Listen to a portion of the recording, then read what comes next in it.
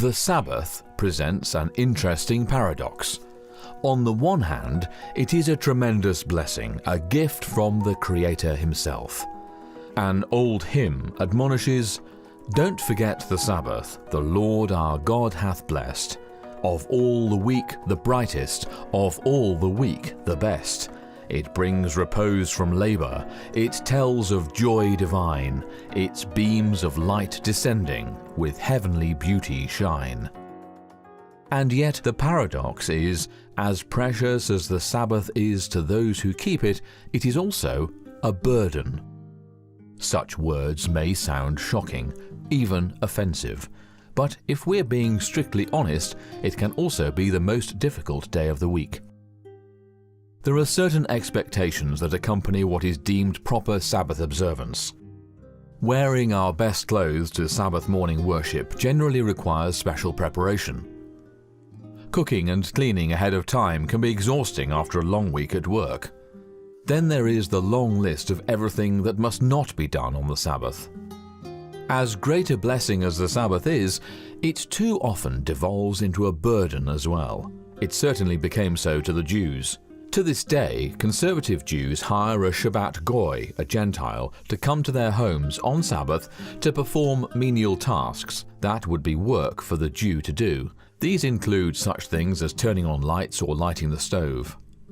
The problem is, hiring somebody to work for you on the Sabbath breaks the fourth commandment just as much as if you'd done the work yourself.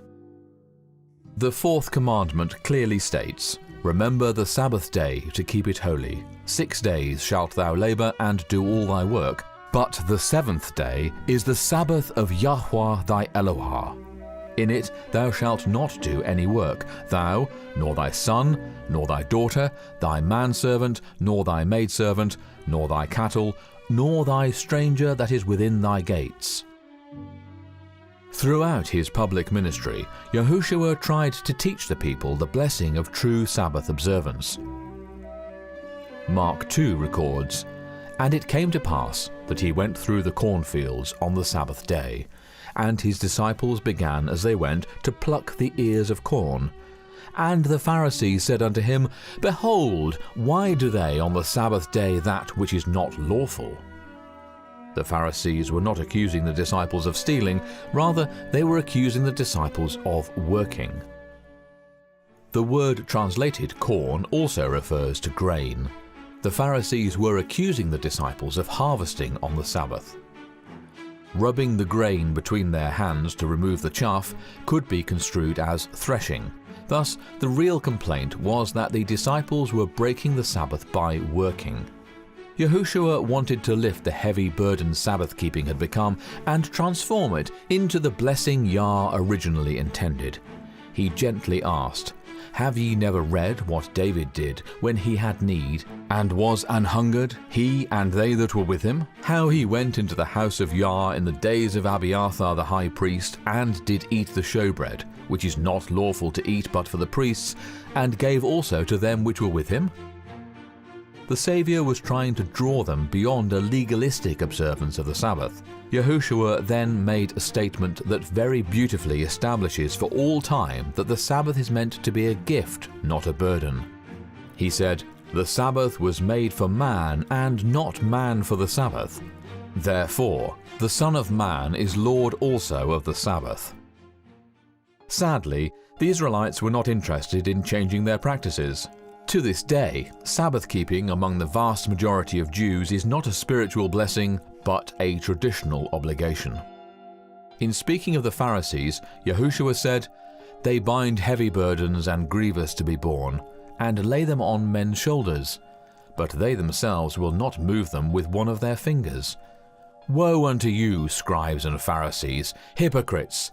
For ye compass sea and land to make one proselyte, and when he is made, ye make him twofold more the child of hell than yourselves."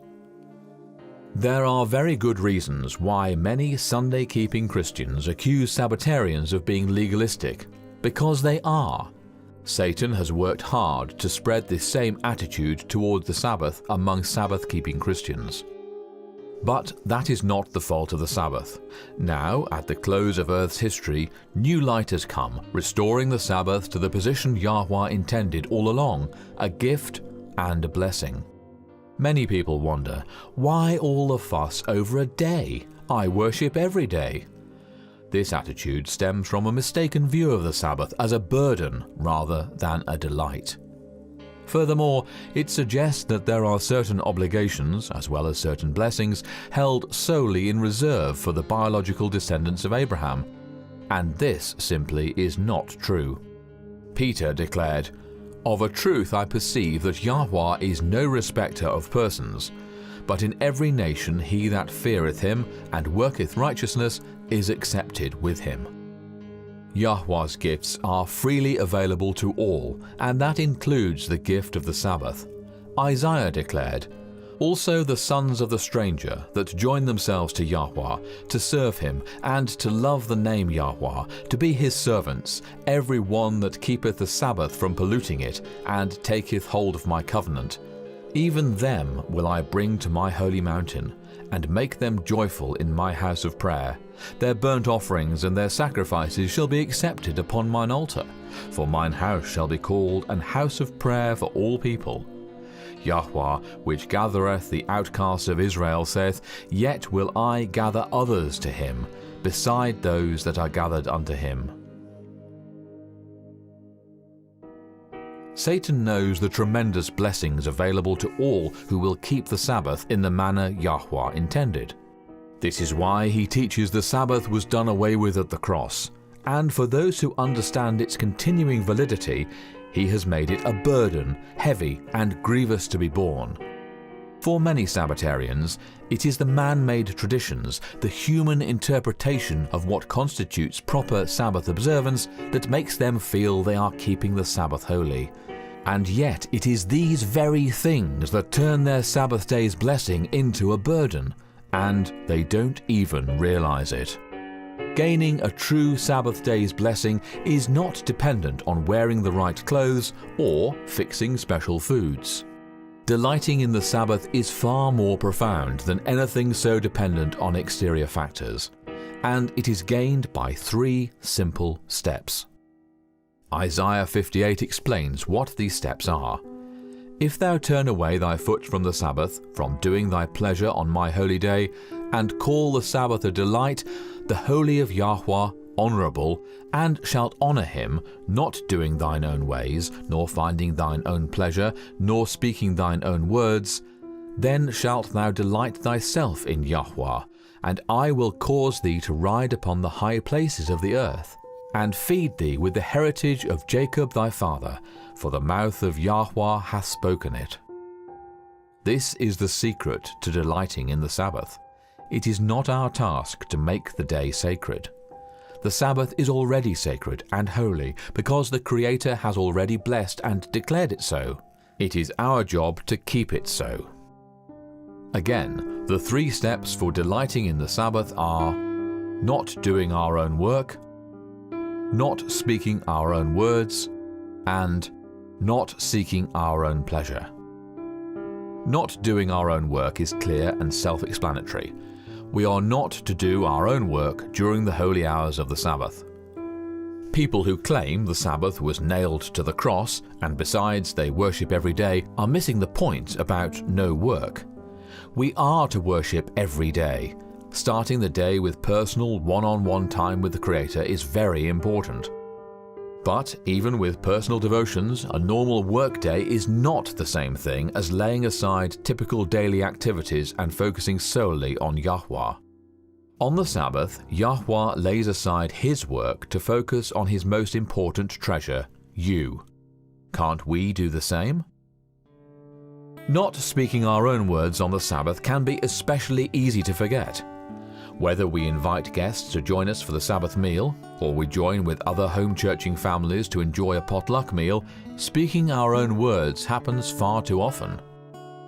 Men may talk about work or the winning score of their favourite football team. Women may visit about their children or events occurring in the lives of mutual friends.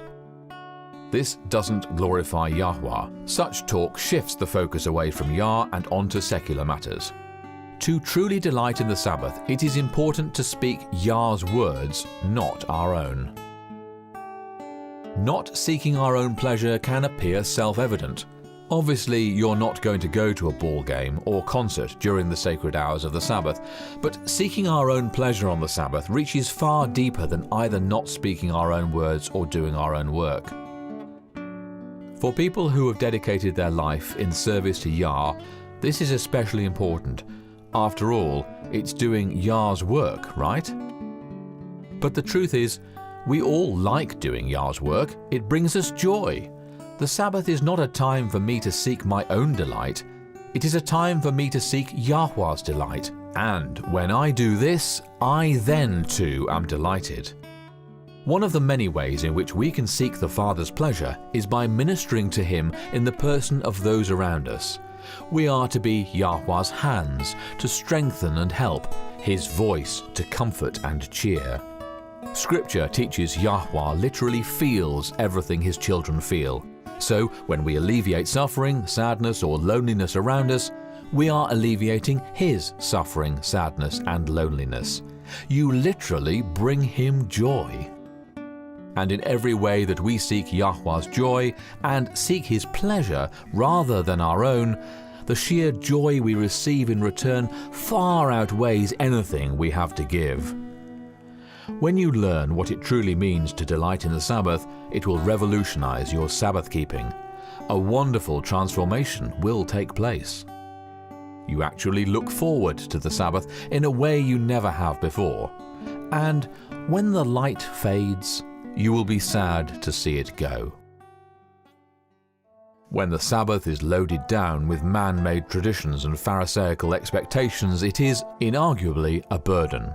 But when in the simplicity of Yah's instructions we do not do our own work, we do not speak our own words or seek our own delight, then our focus is where it should be, on Yahweh, the source of all love, joy and fulfillment. When this happens, you will see the law of Yahweh in an entirely new light. It will no longer be seen as a burden that was nailed to the cross. Instead, you will realize the law is a transcript of the very thoughts and feelings of the Almighty. The divine law allows us to gain glimpses of His hidden inner heart. And what we discover is pure beauty and holiness. A tremendous reward awaits all who delight in the Sabbath. You will belong to Yahweh. Your thoughts and feelings, your desires and aspirations will be in alignment with His. You will belong to Him. You will then be ready to spend eternity rejoicing in His presence. Don't feel discouraged if the Sabbath feels like a burden. Yahweh has given increased light on the Sabbath to teach us how to rejoice and delight in the Sabbath. Simply keep these three conditions given in Isaiah 58, and you will both honor Yahweh and delight in Him. The Sabbath will be your special time to be with your Maker and best friend. It will be such a delight you won't want to see it end. The blessings received will carry you through the week, sustaining you in every trial. Yah's Spirit will be your constant companion, and you will greet the next Sabbath with joy and eager anticipation. The Sabbath will truly be your delight. The Sabbath is a perpetual invitation to spend time one-on-one with your best friend. As you do this, you will become one with Him, He in you and you in Him, delighting in each other's company. The Sabbath is a joy that will continue to delight throughout the ceaseless ages of eternity. And it shall come to pass that from one new moon to another, and from one Sabbath to another, shall all flesh come to worship before me, saith Yahweh. The invitation to spend time with your Creator is still open.